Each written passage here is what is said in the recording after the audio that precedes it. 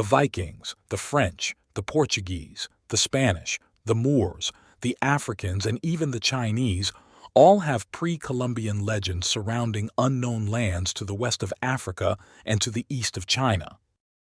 Before Columbus, before the mainstream story of 1492, maps, stories, and whispers suggested that another world was already known, just not publicly acknowledged. Welcome back to In Search of Tontonteac. Today, I would like to take a look at some lesser-known maps, with hopes of tracking down the exact location of who or when this knowledge was pushed forth. Al-Idrisi's map of 1154, also known as Tabula Rogeriana, while it depicts Europe, Asia, and North Africa, it also includes references indicating land west of Africa. He calls it Ard al-Majhul, the unknown land, but hints at travel. Catalan Atlas of 1375 was created by Abraham Cresque of Majorca. It prominently shows African rulers like Mansa Musa. It speaks of the Golden Horde. It even depicts the Antichrist with peasants and royalty alike just beyond the Wall of China.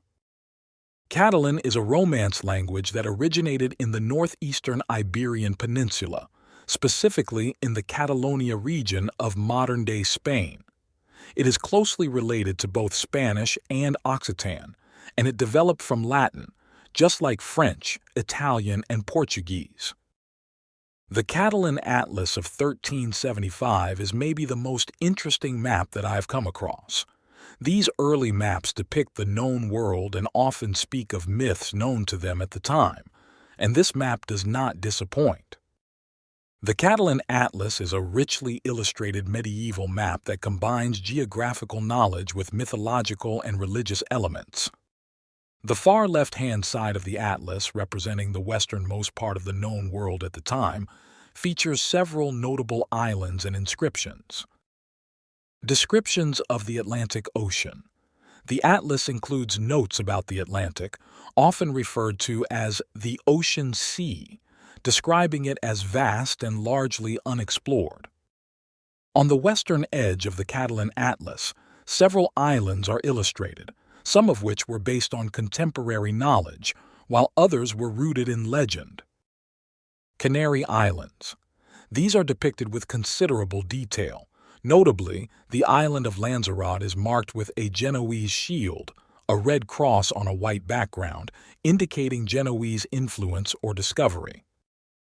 Madeira and Azores. While not as prominently featured as the Canaries, these islands are also represented, reflecting the maritime knowledge of the time. Mythical islands. The atlas includes representations of legendary islands such as Antillia, Satanazes, and Brazil. These islands were part of medieval lore and were commonly featured in maps of the period, symbolizing the mysterious lands believed to exist in the Atlantic Ocean. Pizzigano map of 1424, predated Columbus' voyage by several decades, was crafted by Venetian cartographer Swain Pizzigano. The Pizzigano map is notable for its depiction of the Antillia group, a set of islands that appear in the North Atlantic.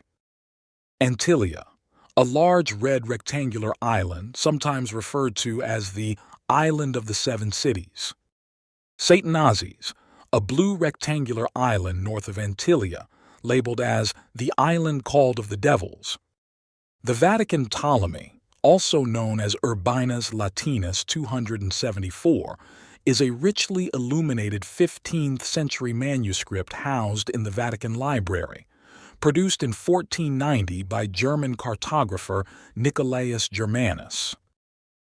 Piri Reis map of 1513 claimed to be drawn from older maps, possibly from Muslim navigators, includes parts of the Americas and Antarctica with baffling accuracy. I found a translated version of this map and found some very curious aspects. One of its most fascinating annotations references the discovery of the shores of Antillia in the year 896 of the Islamic calendar, corresponding to 1490-1491 CE, just before Columbus's first voyage in 1492. According to the map's inscriptions, these coasts were discovered in 896 AH. The map further notes that a Genoese infidel named Colombo, Christopher Columbus, found a book stating that at the end of the Western Sea, the Atlantic, there were coasts and islands rich in metals and precious stones. This book reportedly inspired Columbus to seek support for his voyage, first from Genoa and then from the Spanish crown. Piri Reis compiled his map using approximately 20 charts and mappae mundi, including maps from the time of Alexander the Great and others referred to as Jafariya by the Arabs. He also incorporated information from an Arabic map of India, 4 newly drawn Portuguese maps of Asia, and a map by Columbus of the West Indies. The mention of Antilia and the reference to Columbus's book suggests that knowledge of lands west of Europe existed prior to Columbus's voyage. While the exact nature and origin of the book Columbus reportedly found remain uncertain, these annotations imply that earlier sources may have influenced his journey. In Venice's Doge's Palace, there is a peculiar map called the Sala dello Scudo, or Hall of the Shield. Depicted upside down shows China and the west coast of North America. This map is equated with being created in 1549 and 1553. However, this map was created with the information retained from Marco Polo's journey into the East. So all of this kind of brings us right back to Marco Polo, as we have circled before. Maps don't lie, but they can be buried, ignored, and rewritten. When we retrace the lines drawn centuries ago, from the scrolls of al-Idrisi to the parchment of Piri Reis, we may find not just new geography, but lost truths. Maybe Tontonteac was never a legend. Maybe it was always on the map. We just forgot how to read it.